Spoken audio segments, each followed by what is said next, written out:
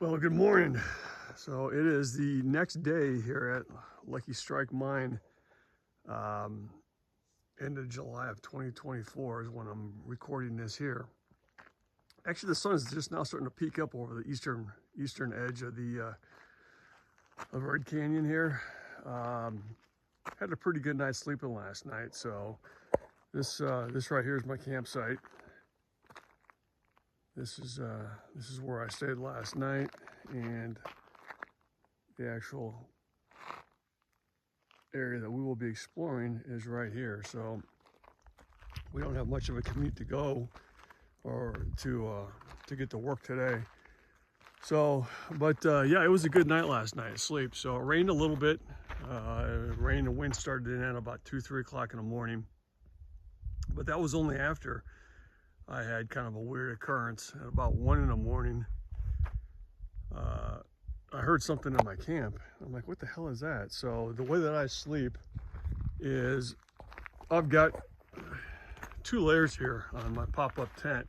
The outer layer is it's like a bug mesh, really strong bug mesh. And then on the inside there, which is kind of a little bit more difficult to see, is a canvas liner. And if I can get away with it, I unzip the canvas liner and just sleep with the bug mesh. That way it gets a nice cool breeze. I can see out. It's hard for anyone to see in unless I've got illuminated inside. So I can see out, but they can't see in. But last night I heard something in my camp, and I'm like, what the hell's that? So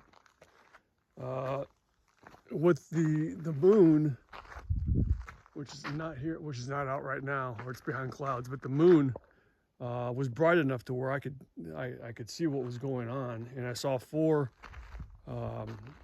shapes, and I'm assuming they were cows that were walking through my camp. And there is a dry wash bed back here, and as you're looking at this, I could see and hear 4 going from the right side of the screen to the left. And where this trail is at right here, it walked up there, and there's actually a cut through in the canyon. It's hard to tell, but there's actually a cut through between the White Canyon wall and the red. You can actually cut through there, and that's where they disappeared into.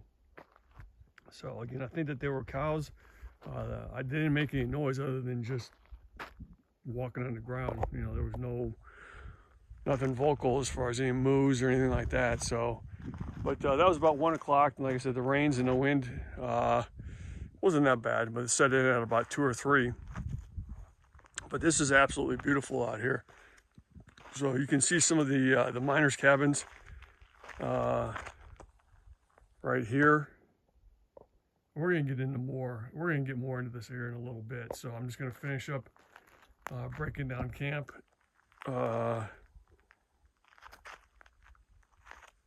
And wait for the sun to come up a little bit more to shed a little more light on what we're going to be doing today. But we'll do a complete walkthrough of Lucky Strike Mine. So again, this was a uranium mine that was active pretty much in the 50s, a little bit into the 60s. And it's my understanding that the mining claims on this are still active. There's no active mining, but the claims are still good. So in case they decide to fire things up again,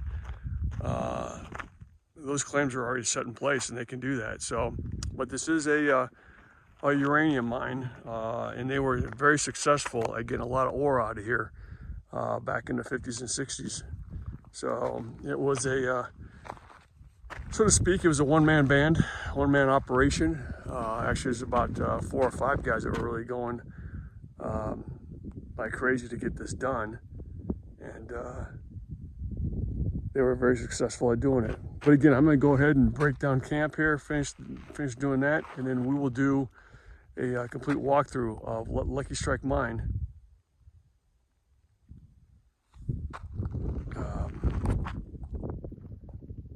This morning. All right, I'll be back with you here in a little bit.